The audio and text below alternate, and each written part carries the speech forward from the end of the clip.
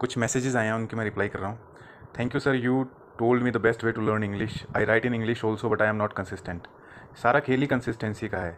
अगर आप consistency maintain नहीं कर पाओगे, ज़िंदगी में कुछ नहीं सीख पाओगे। एक और मैसेज है इसी वीडियो में। थोड़ी बहुत अंग्रेज़ी काफ़ी है सर। वैसे मैंने जितनी अंग्रेज़ी सीखी थी उतनी कहीं काम नहीं आई, पैसे भी बेकार गए। डिग्री बेड के अंदर पड़ी है, 3 लाख रुपए लगे थे प्लस डोनेशन। अंग्रेज़ी थोड़ी बहुत काफ़ी नहीं होती है। अगर सीखें तो अच्छे से सीखें, क्योंकि थोड़ी बहुत में लोग कुछ का कुछ मतलब निकाल लेते हैं और फिर काफ़ी मिसअंडरस्टैंडिंग और कन्फ्यूजन हो जाती है। और अंग्रेज़ी काम नहीं आई, कहाँ काम आना था। लोग अंग्रेज़ी में कितना कुछ पढ़ सकते हैं, दूसरों की जो इंग्लिश वीडियोज़ हैं वो सुन सकते हैं। तो एक तरीके से ज़रूरी नहीं है कि इंग्लिश का काम सिर्फ आप ऑफिस में ले सकते हैं। इंग्लिश तो एक कनेक्टिंग लैंग्वेज के तौर पे यूज़ की जा सकती है। आप जो फॉरेन राइटर्स हैं उनकी बुक्स है वो पढ़ सकते हैं, एक न्यू आइडियाज़ मिलते हैं। तो ऐसी बात नहीं है कि कहीं काम नहीं आई। वो अलग बात है कि लोग उनको काम में लेके ही नहीं आते, क्योंकि उनको ज़रूरत ही महसूस नहीं होती है, क्योंकि उनको लगता है कि क्या ही ज़रूरत है फॉरेनर्स को सुनना, उनकी बुक्स पढ़ना। तो ये तो व्यक्तिगत विचार हैं, इसके बारे में तो कुछ नहीं कहा जा सकता। लेकिन अगर कोई चाहे उसका यूज़ करना तो बहुत यूज़ है, और अगर कोई चाहे ना यूज़ करना तो बिना अंग्रेज़ी के भी काम चल सकता है। ये तो अपनी व्यक्तिगत सोच है। फिर एक व्यक्ति ने मैसेज किया है, अगर कोई शादीशुदा पुरुष कोई शादीशुदा महिला को देख सकता है, लेकिन शायद कोई शादीशुदा महिला किसी शादीशुदा पुरुष को देख ले तो उसका चरित्र देखा जाता है। ऐसा वन साइडेड क्यों? देखिए, ऐसा कुछ नहीं है कि ये वन साइडेड है। सभ्य समाज में जब लोग एक दूसरे को देखते हैं या देखते हुए देख लेते हैं तो डेफिनेटली बातें तो बनाते ही हैं, ठीक है ना। अब वो खुलेआम बातें बनाएं या एक दूसरे के पीठ पीछे बातें करें तो बातें तो होती हैं, और दोनों का ही चरित्र, दोनों का ही कैरेक्टर क्वेश्चनेबल हो जाता है। वैसे सिर्फ देखने मात्र से कुछ नहीं होता है। अगर कुछ देख रहा है, फिर फ्लर्टिंग करने की कोशिश कर रहा है, चाहे लड़की है चाहे लड़का है, तो डेफिनेटली जो लोग हैं वो इन चीज़ों पर खास ध्यान रखते हैं और फिर बातें भी करते हैं और बहुत मज़े लेके बातें करते हैं। तो ये सब नॉर्मल है। ये सब लोग दूसरों के बारे में बातें बनाते हैं, अब खुद के अपने कैरेक्टर पे नहीं देखते हैं। और जब जिसको मौका मिल जाए इस किस्म की बातों का, तो वो तो बहुत शौक से करते हैं, चाहे लड़का हो चाहे लड़की हो। क्योंकि लोगों को मौका मिलना चाहिए किसी दूसरे के चरित्र को डैमेज करने का, जिसको बोलते हैं कैरेक्टर को बिल्कुल ख़त्म करने का। और इस तरीके से लोगों की ईगो भी बड़ी सेटिस्फाई होती है कि दूसरों को नीचा दिखा के खुद को सुपर और सुपीरियर शो करना होता है कि देखो लोग कितने घटिया हैं, हम कितने अच्छे हैं, हम कितने लिमिट्स में रहते हैं, तरीके से रहते हैं, चाहे वो सब छिप के ये सब भी काम करते हो। इसलिए ऐसा कुछ नहीं है, वन साइडेड कुछ नहीं है। चाहे लड़का हो चाहे लड़की हो, अगर सामाजिक तौर पे कुछ गलत करते हुए पकड़े जाते हैं तो लोग कोई मौका नहीं छोड़ते उनके बारे में उल्टी सीधी बातें करने का। फिर एक मैसेज आया, sir what is the difference in girlfriend and wife, what is the difference in husband and boyfriend. क्या शादी के बाद पति और पत्नी गर्लफ्रेंड एंड बॉयफ्रेंड की तरह रह सकते हैं? देखिए, ये सब डिपेंड करता है म्यूचुअल अंडरस्टैंडिंग पे।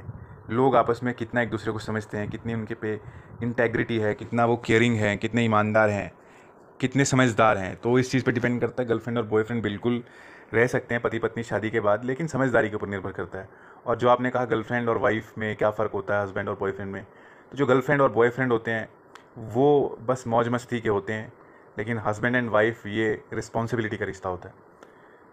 पति पत्नी का जो रिश्ता होता है वो जिम्मेदारियों से होता है, उनमें रोल्स, जो कर्तव्य होते हैं, ड्यूटीज़ होते हैं, वो निर्धारित होते हैं। लेकिन गर्लफ्रेंड और बॉयफ्रेंड का ऐसा कुछ नहीं होता। बस एक दूसरे के साथ टाइम पास करते रहो, एक दूसरे की ईगो सेटिस्फाई करते रहो, और अगर कोई इस बीच बुरा मान जाए तो कोई ब्लॉक कर दे, फिर उसको फिर अलग अलग लोग आईडी से मैसेज करते रहेंगे, अलग अलग दोस्तों से कहलवाते रहेंगे कि यार बात के लिए। तो ये बॉयफ्रेंड और गर्लफ्रेंड जो है ये हमारी संस्कृति है भी नहीं। तो पश्चिमी संस्कृति है, वहीं पर बुरा हाल है रिश्तों का। और वही चीज़ अब यहाँ की जो नई जनरेशन है उन्होंने एक्सेप्ट कर लिया, और ये तो इतना कॉमन हो गया। पहले लव मैरिज कुछ वर्षों पहले, 15-20 साल पहले की बात है, मैं कहता हूँ 15 साल पहले तक भी ये रिलेशनशिप को बहुत गंदी नज़र से देखा जाता था। इस शादी से पहले लड़का लड़की एक दूसरे के साथ घूम रहे हैं, चक्कर चल रहा है, तो बहुत गलत नज़र से देखते थे और ये बहुत सही नहीं समझते थे। और सही है भी नहीं, क्योंकि उसके साथ एक औरत एक आदमी जिस्मानी रिश्ते बना लेते हैं, और जब रिश्ते बना लेते हैं डेफिनेटली ब्रेकअप के बाद टूट जाता है, तो फिर दूसरा रिलेशनशिप चाहिए।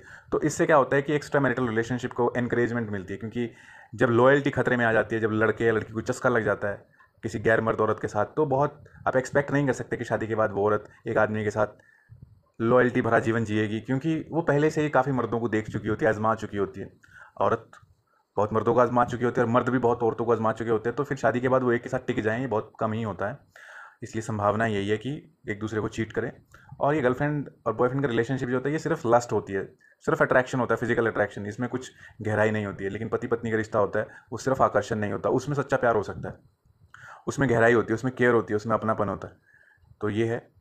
ये रूल वैसे जो मैं बोल रहा हूँ सबके ऊपर अप्लाई नहीं होता, लेकिन ज़्यादातर देखने में यही आता है कि ऐसा ही होता है। गर्लफ्रेंड बॉयफ्रेंड एक तो कच्ची उम्र का प्यार होता है, एक तो प्यार के बारे में पता कुछ नहीं होता है, बस एक दूसरे के साथ सारा दिन टाइम पास करते रहना और बस छोटी छोटी बातों पे फालतू में लड़ाई झगड़ा करके ब्रेकअप कर लेना, और फिर उसके बाद दोस्ती कर लेना, फिर लड़ाई झगड़ा कर लेना। तो ये बचपना ज़्यादा होता है, बचपना कह सकते हैं।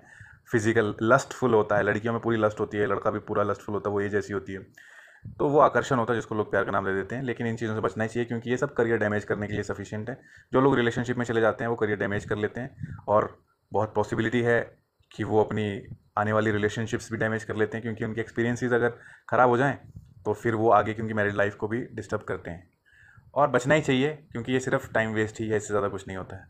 एक अंग्रेज़ी की वीडियो बनाई थी, उसमें एक मैसेज है, सर आप ही बोलते थे कि दूसरों को भी रिस्पेक्ट देना चाहिए, फिर आप यहाँ दो दो बातें कह रहे हैं। दो बातें कोई नहीं कही, एक ही बात कही है, समझने में शायद कुछ मिसअंडरस्टैंडिंग होगी।